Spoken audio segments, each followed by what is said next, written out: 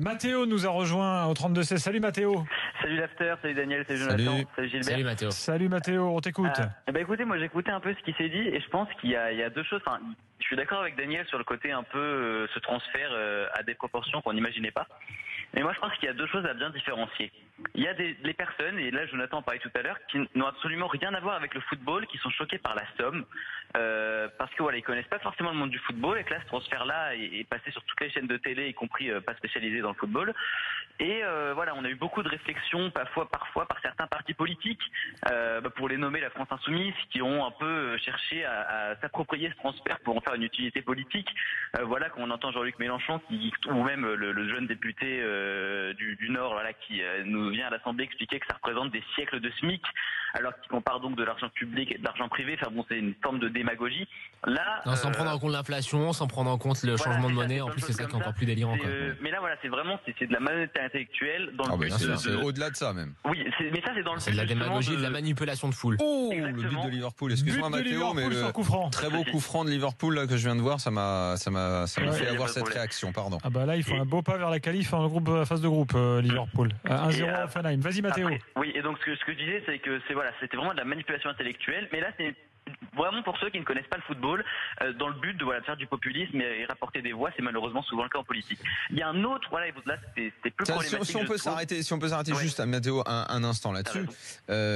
Très franchement, quand j'entends parler d'indécence et tout ça, j'en entendais parler à 90 millions pour Ronaldo, à 100 pour Pogba, et si tu vas par là, très franchement, pourquoi pas dire que juste 1 million de salaire à l'année, ça friserait pas l'indécence après tout?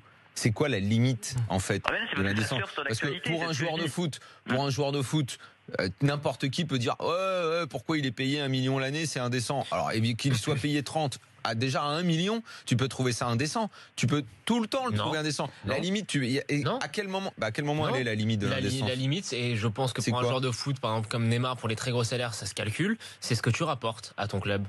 Ce que tu rapportes en termes de marketing, en termes de rentrée, mais et surtout un sportif encore plus parce que sa performance est mesurable. Oui. Sa performance est mesurable. Ce que tu dis, c'est pas spécifique quand même au footeux, hein. Non, bien sûr, il y a les polémiques sur le cachet de Depardieu sur certains films, sur les quelques grands patrons, les Golden tu dois te payer par rapport à ce que tu rapportes à une entité donnée. L'entité donnée, c'est le club. Voilà. Ça me rappelle une anecdote.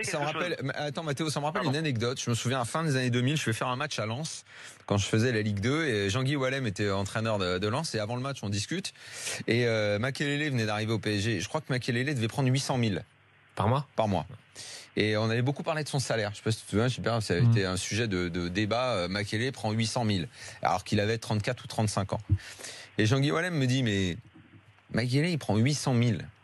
Et il me parle de ces joueurs qui sont là. Et il me dit, mais tu sais que là, moi j'ai des joueurs dans mon équipe qui sont pas loin des 100 000. Des noms. Franchement, alors, je m'en souviens pas du tout qui étaient les mecs qui jouaient à Lens à cette époque-là. Et il me dit, mais entre ce que va apporter Makelele dans un club de Ligue 1 comme le Paris Saint-Germain, dans un vestiaire qui à l'époque il y avait vraiment de problème, c'est un peu une sale période du PSG, et Makelele avait apporté beaucoup de stabilité, son expérience et tout. Il dit, mais limite, c'est les joueurs que nous on paye à ces prix-là qui sont chers, qui vont me faire un match sur 10 et qui vont me faire des caprices en permanence et qui vont arriver en retard à l'entraînement sans arrêt. C'est eux. Il m'avait dit, c'est eux qui sont indécents, pas Makelele à qui je vais filer 800 000 alors que le mec il a tout gagné dans sa carrière et que c'est une vedette et qu'il est super fort. Et cette anecdote m'avait marqué parce que j'avais trouvé ça très intéressant. L'économie du football est tellement déconnectée entre guillemets de l'économie réelle en termes de valeur, de montant, que pour pouvoir la juger, faut la comprendre et la connaître. Et le problème, c'est qu'il y a beaucoup trop de gens qui ont ouvert leur bouche, qui ne connaissent ni ne comprennent l'économie du football. Non, qui sont juste là pour dire l'argent c'est pas bien. Voilà, merci Daniel. Si je peux juste rebondir là-dessus 2 secondes, c'est que il a raison sur cette phrase, l'argent c'est pas bien. Là on parle du transfert de Neymar parce que le but de cette action politique, c'est un peu de renflouer ce truc très français qui est la haine des riches, qui consiste à dès qu'on dépasse une certaine somme. C'est un cliché ça. Non, c'est pas vrai. En France, c'est pas un cliché. C'est en train de changer. C'est en train de changer, mais là je parle justement, on a parlé sur Neymar. C'est pas forcément ton ami Macron est arrivé. C'est de la manipulation intellectuelle. Et t'as raison. Tout à l'heure, quand tu disais la manipulation de foule, c'était le but. Mais moi, là-dessus, et je suis d'accord avec vous, et c'est très politique attends, aussi comme débat. Quand même un truc. Tu peux quand même comprendre que le chiffre du transfert ou les salaires des footballeurs peuvent choquer. Tu peux le comprendre. Oui, je suis tout à fait d'accord là-dessus. Moi, je vais pas dire le contraire. Ce qui est drôle, c'est quand j'entends Patrick Montel critiquer le salaire de Neymar. Lui, il était grotesque. Surtout qu'il venait de commenter Usain Bolt. Je sais pas si c'était le même soir.